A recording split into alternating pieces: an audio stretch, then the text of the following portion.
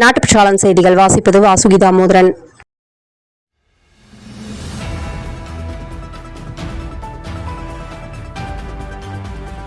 இன்றைய சிந்தனை: எந்தவித சுயநலமும் இல்லாமல் மற்றவர்களுக்கு நாம் செய்யும் உதவிகளே இந்த பிறவியில் நாம் சேர்த்த புண்ணியமாக இருக்கும். லண்டனில் பாகிஸ்தான் தூதரகம் முன்பு போராட்டத்தில் ஈடுபட்ட இந்தியர்களை பார்த்து பாகிஸ்தான் தூதரக அதிகாரி கழுத்தை அறுத்து விடுவேன் என சைகை காட்டியதால் பரபரப்பு ஏற்பட்டது. ஜம்மு காஷ்மீரில் நடந்த பயங்கரவாத தாக்குதலுக்கு கண்டனம் தெரிவித்துள்ள ஐநா பாதுகாப்பு கவுன்சில் எந்த சூழ்நிலையிலும் பாகிஸ்தான் நடத்திய பயங்கரவாதத்தை நியாயப்படுத்த முடியாது என ஐநா கண்டிப்பு தெரிவித்துள்ளது.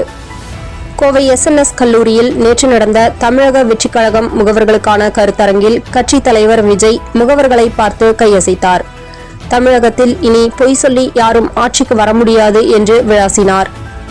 விஜய் 2ஆம் நாள் இன்று இதுநாள் வரை மற்றவர்கள் ஆட்சிக்கு வந்து செய்ததைப் போல் நாம் செய்ய போவதில்லை.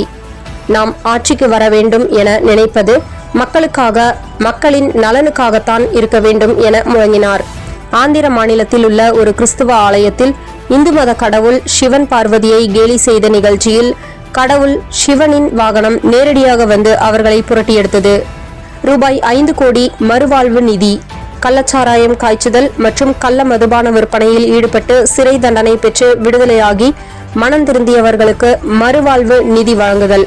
இதற்காக நபர் ஒருவருக்கு ரூபாய் 50,000 மானியமாக வழங்குவதற்கு ஏதுவாக ரூபாய் 5 கோடி மறுவாழ்வு நிதி மானியமாக வழங்கப்படும். அமைச்சர் செந்தில் பாலாஜி அறிவிப்பு.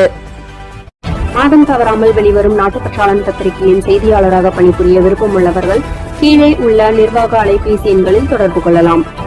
7947789115 மற்றொரு எண் 9944341033. நாட்டுப்பற்றாளன் யூடியூப் சேனலில் விளம்பரம் செய்து பயன்பெறுங்கள். நமது நாட்டுப்பற்றாளன் செய்திகளை அறிந்து கொள்ள யூடியூப் சேனலை சப்ஸ்கிரைப் செய்யுங்கள்.